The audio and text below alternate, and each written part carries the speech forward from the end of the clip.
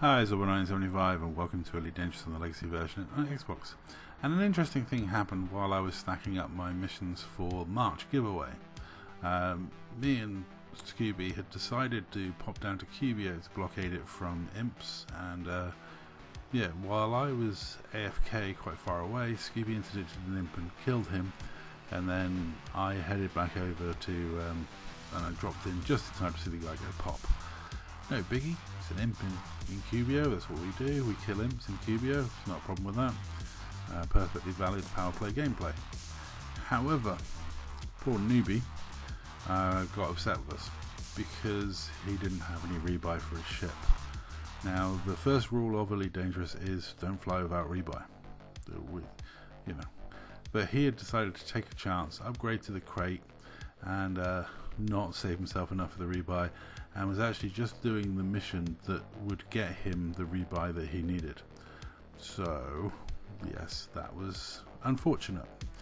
And he wasn't actually salty, he wasn't rude or anything like that. He was actually quite a good sport about the whole thing when we explained why we'd killed him and he'd seen the die imp message, etc. And because he wasn't rude and he wasn't horrible, we got him into wing and proceeded to share a load of wing missions with him, so at least he'll have rebuy next time. And all in all, he ended up a lot better off on the evening. But yeah, ultimately, don't fly without rebuy, don't rush the upgrade of ships. Honestly, the people skip over the small ships, and I wish they'd give the small ships more love. If you haven't spent at least a good few months flying around the Cobra Mark III, you're really missing out. Cobra Mark III is a great little mission runner, it's a beautiful ship, it's super fast, it can carry decent firepower, it can give any PvP ship a decent run for its money in the game. It's, a mine-laying Cobra is a dangerous animal. It's a great fun ship, it's so versatile, it's got so many things, but as you can see, here we are. I didn't even make it in time to shoot at this dude, but yeah, acing to Val. Poor guy's harmless, but yeah, Scooby's not going to show any mercy. And there we go. So I didn't even get my guns out, didn't even worry about it. But that poor dude, now, the question is, would we have killed him if we knew he didn't have any rebuy? Now, me, probably not, because he's harmless and I would have been nice. But I'm not so sure Scooby would have been. Scooby would have probably killed him. Let me know what you'd have done in the comments down below. But ultimately, he really timed it well, because I think it was the day before I'd stacked up the 20 wing missions, or I think it was 19 wing missions I'd stacked up, because it was a struggle. Someone has been really bombarding Melanja's security state, so it wasn't spawning the best of missions. It took me a while to stack them up, but yeah. Scooby actually sent me the footage of this because he didn't think we made contact originally on his screen. I've actually seen the video from his point of view, and yeah, it looks really random. I'll have to put it in another video, but yeah, Scooby didn't think we made contact there.